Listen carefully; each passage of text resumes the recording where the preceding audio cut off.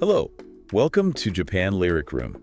In this show, we take our time to slowly savor the lyrics of Japanese songs, breaking down the hidden meanings behind the phrases and explaining the unique cultural backgrounds of Japan in an easy-to-understand, gentle, and conversational tone. Thanks so much for having me. I'm honestly incredibly excited about the song we're exploring today. Me too.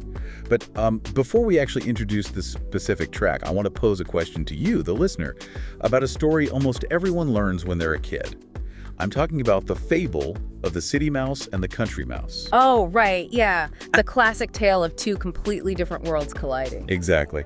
You have the city mouse who lives in this world of, high sophistication. They get to eat rich, decadent food, but they have to survive in constant, terrifying danger from the house cat that's always prowling around. Right, always looking over their shoulder. Exactly. Yeah. And then you have the country mouse who just eats plain scraps and lives a very meager existence, but they sleep incredibly soundly because they are completely free from that looming fear. And, it's usually taught to us with a very simple, almost quaint moral, isn't it? Yeah. Just a little story designed to teach children about being happy with what you already have. But what if it's not?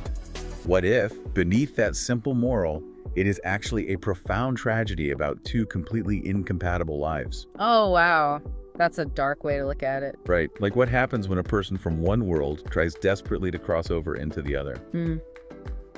And that brings us to our topic today. We are exploring the lyrics of an absolute masterpiece, Jane Doe by Kenshi Yonezu and Hikaru Utada. Such an amazing song. It really is. Now, before we jump into the beautiful language of this track, I must explicitly state that this song is the ending theme for the anime movie Chainsaw Man, Reze arc. And understanding that context is absolutely crucial for this lyric analysis. The entire song, and honestly the narrative of the movie itself, really hinges on that exact core allegory you just mentioned. The fable of the city mouse and the country mouse. Precisely. In this story, the character, Reze, who represents the unidentified Jane Doe of the song's title, is the city mouse. She is an assassin. Right. She is highly trained. Her entire existence is tightly controlled by a powerful organization. And underneath all her skill, she is profoundly, achingly lonely. So she has the sophisticated, high-stakes life, but the cat is always watching her every move. It can never, ever let her guard down. Exactly. And then she meets Denji. Denji is our country mouse. He's incredibly poor. He lives strictly day-to-day on whatever he can scrape by with, but he possesses something she doesn't. A completely free heart. Yes. This entire lyric analysis is a journey exploring how Reze is, after meeting Denji, suddenly yearns for just a nameless everyday life. Yeah. She experiences this overwhelming desire to just, be normal. Okay, let's unpack this. We're going to slowly savor the narrative woven through this song by looking at the immediate, intoxicating illusion of their escape together right before the harsh reality of their world sets in. Let's look at the very first phrase of the song. Yeah, let's hear it. In English, that translates to, "It's as if we're the only two in this world." It's such a beautiful, haunting opening line. And to really grasp what this means to Japanese listeners, the cultural nuance here is the illusion that only two people exist in this vast world. An ultimate form of love where one wishes to gaze only at the other, free from all outside ties. It's that feeling of finding a sanctuary, isn't it? When you're so completely wrapped up in someone or so deeply in love that the rest of the planet and all of its problems just fall away. Yeah, it's just you and them in a bubble. Right. It is, but if we look closely at the mechanics of the Japanese language used here, that bubble is incredibly fragile. There's a very specific, heartbreaking insight hidden in the words mitai dane, which translates to seems like or looks like. Oh, interesting. Yeah, so when you say it seems like we are the only two in the world, it carries a very heavy, tragic self-awareness. Wait, really? So it's not just a romantic exaggeration? No, it's actually an admission of an illusion.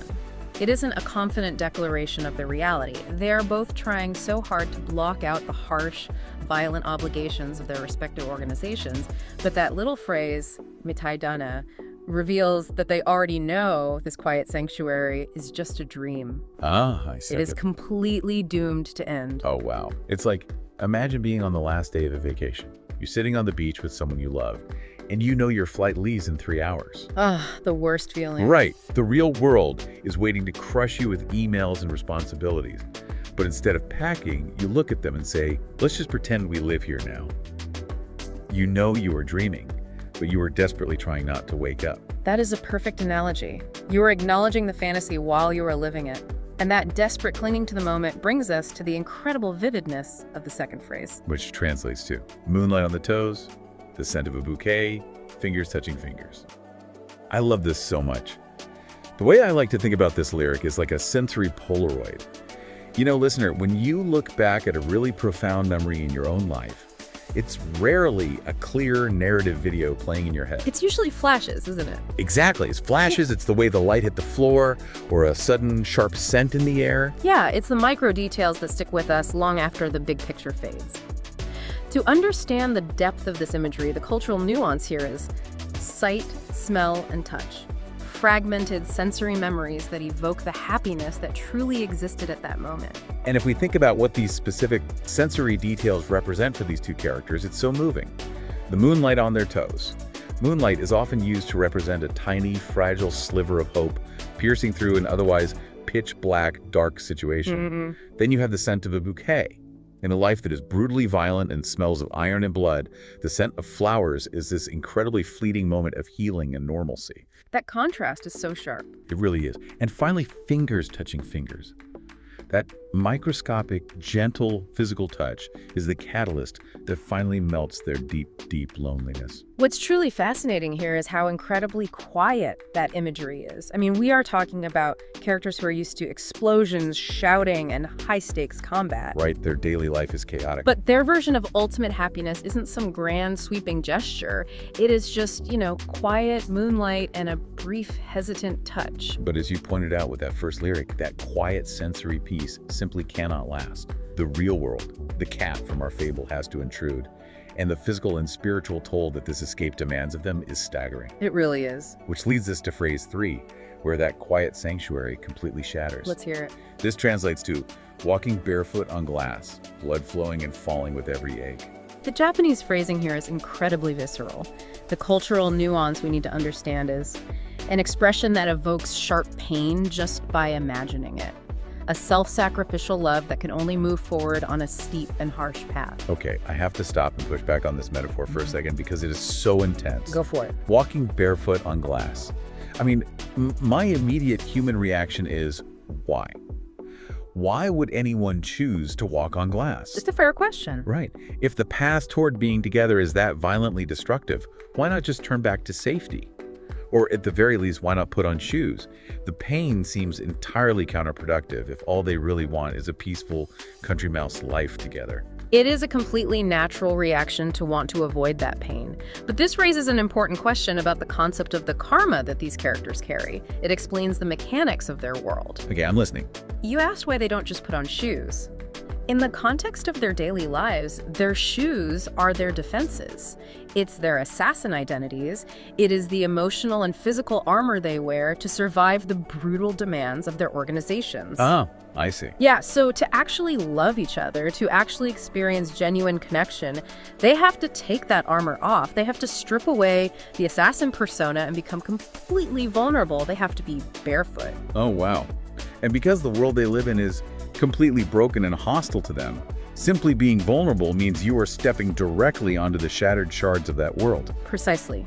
For them, this kind of pure love is so strictly forbidden, so contrary to the rules of their existence, that sharp, bleeding pain is the mandatory toll they must pay just to experience a tiny fraction of it. That's brutal. It is. They can't turn back, because behind them is only the cold, unfeeling, tightly controlled life of the city mouse.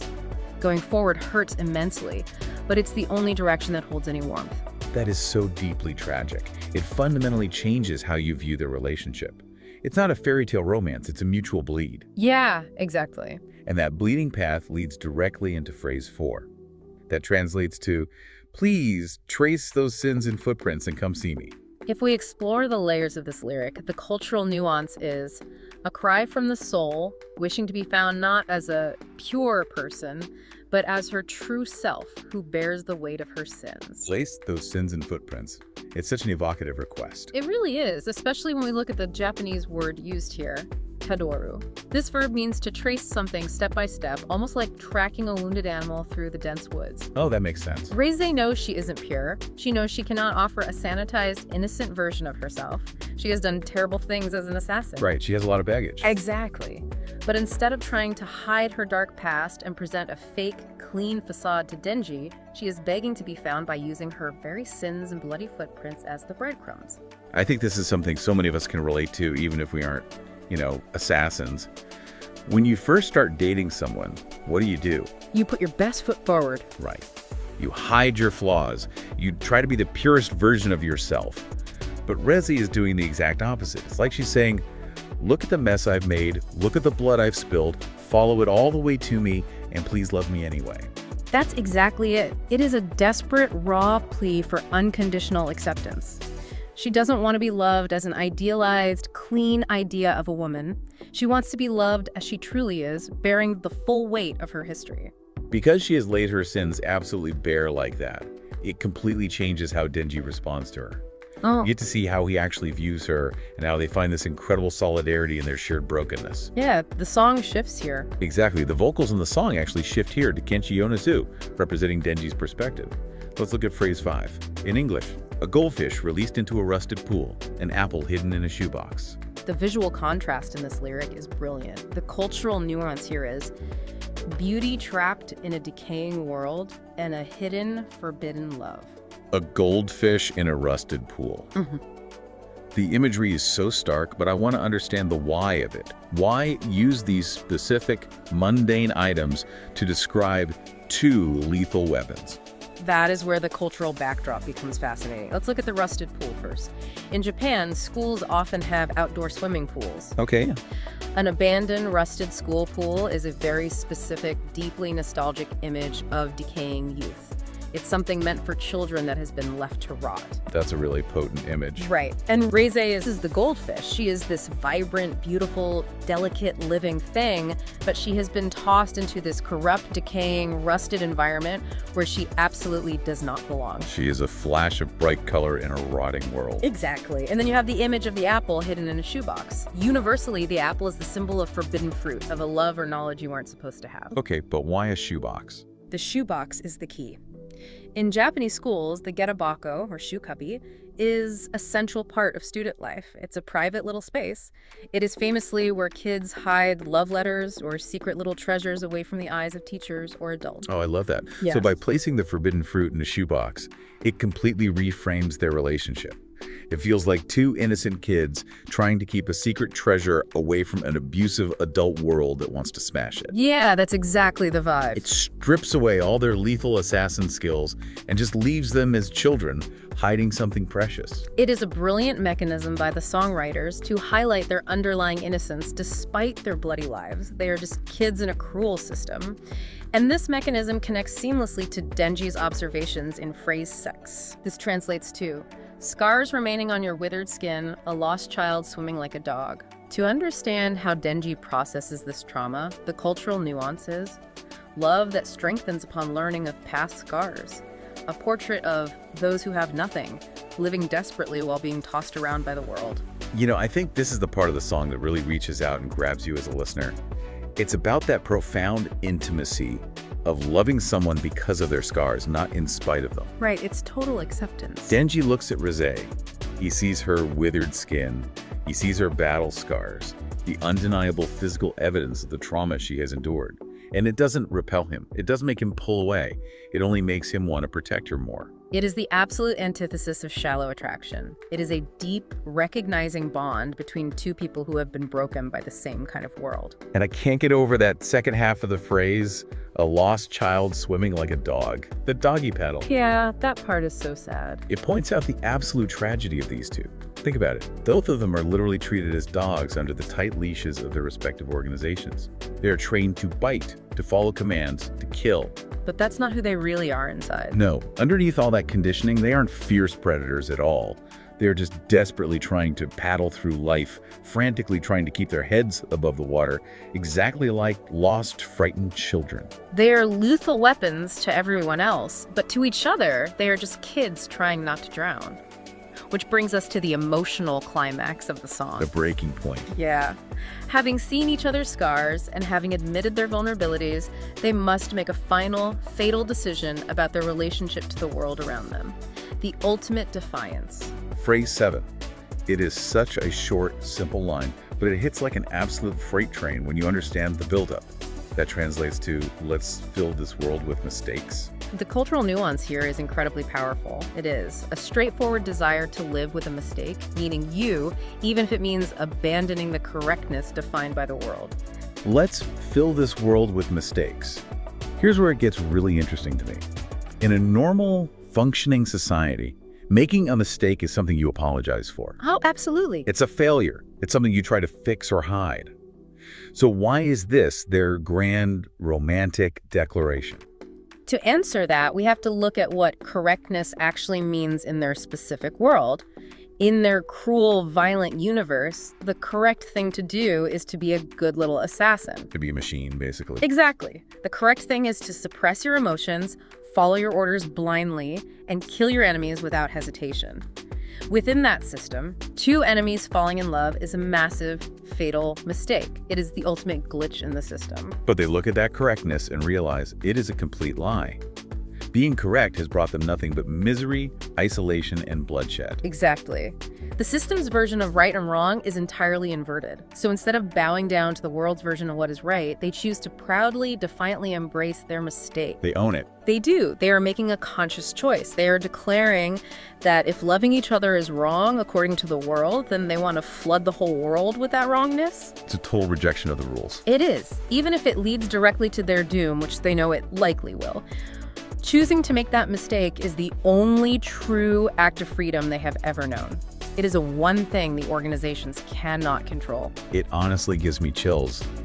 When you take the time to really savor the lyrics of Jane Doe, you realize it is essentially a requiem. A tragic one, yeah. It's a beautiful, tragic memorial for a woman who finally gave up her highly controlled, sophisticated city mouse life, just so she could have one fleeting, barefoot moment of genuine freedom with the country mouse she loved. It truly is a masterpiece of storytelling. Yeah. And as we wrap up this exploration of the song, I want to leave you, the listener, with a final thought to ponder. We started today by talking about the fable of the city mouse and the country mouse. We did. After looking at Reze and Denji, what if that story isn't really a lesson about which lifestyle is better? What if, instead, it's a tragedy about being forced into a role you never actually chose for yourself? I want you to look at your own life. Are you playing the city mouse because it's truly what your heart wants? Or are you just playing the role because it's what the world told you was correct? That is a phenomenal question to sit with, and honestly, a perfect way to close. Thank you so much for tuning into the audio today. Our team picks various Japanese songs and updates our blog with detailed lyrics explanations, so please check the website via the link in the description to savor the lyrics even more deeply. If you enjoyed the show, please subscribe or follow the channel. And we'd love it if you leave comments with your thoughts or requests for songs you want us to cover next. See you next time. This was Japan Lyric Room.